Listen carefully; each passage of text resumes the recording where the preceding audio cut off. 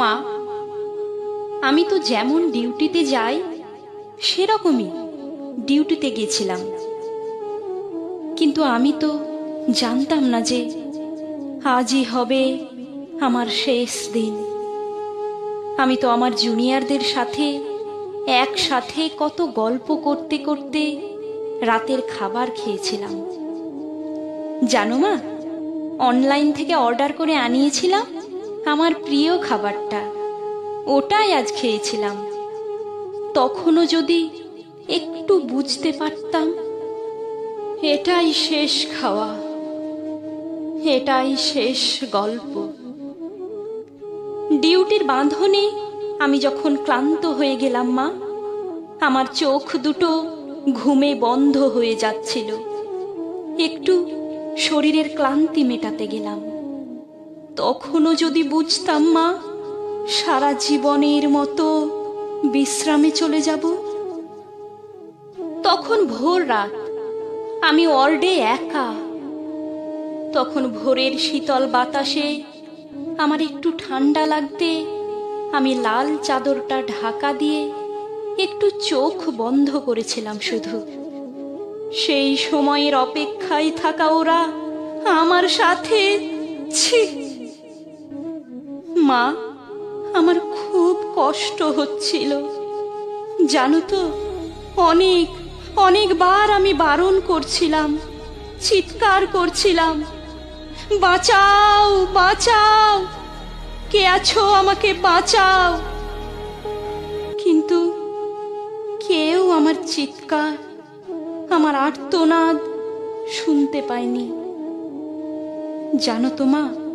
আর ওরা আরো পশুর থেকেও বিচ্ছিরি ব্যবহার করতে লাগলো, খেলতে লাগলো আমাকে নিয়ে ওরা।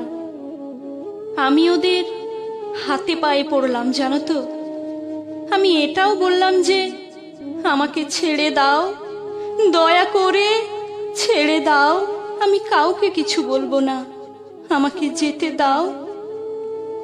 কিন্তু ওরা আর আমায় তোমার কাছে একবার যাওয়ার সুযোগটা দিল না, তোমার কোলে শেষবারের মতো মাথা রাখতে দিতে দিল না, শেষবার তোমার হাসি ভরা মুখটা দেখার সুযোগ দিল না, বাবার স্বপ্নে তার রাজকন্যার বড় ডাক্তার হওয়ার কাহিনীকে সত্য করতে।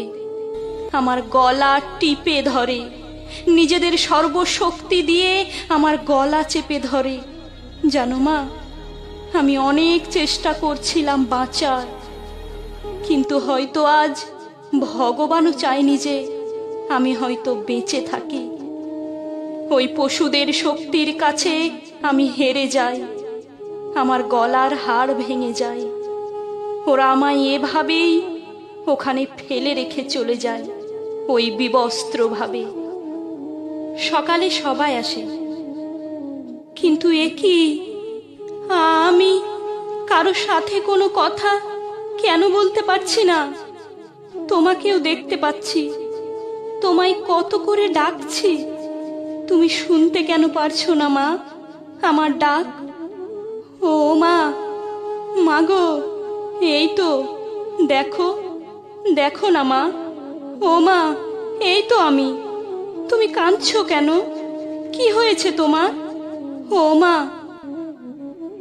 দেখি মা সামনে একটা লাশের দিকে তাকিয়ে হাউমাউ করে কাঁদছে। লাশটার মুখ দেখতে পেয়ে আমি শিউরে উঠি। এ কি, এটা যে আমারই নিথর দেহ। আমি কি তবে মারা গেছি? আমিও কাঁদতে শুরু করলাম।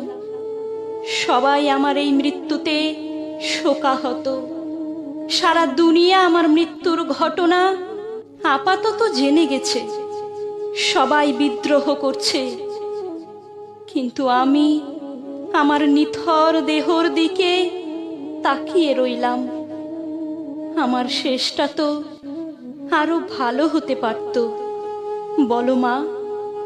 দেখো না মা, ওরা আমার মুখের, দেহের কি বিচ্ছিরি অবস্থা করেছে। দেখো মা, আমার চিৎকার করতে ইচ্ছে করছে, কিন্তু আমার আওয়াজ এখনো কেউ শুনতে পারছে না। আমি এতগুলো লোকের সামনে চিৎকার করছি, কিন্তু একটা কেউ আমার এই চিৎকার শুনতে পারছে না। কেউ না, কেউ না।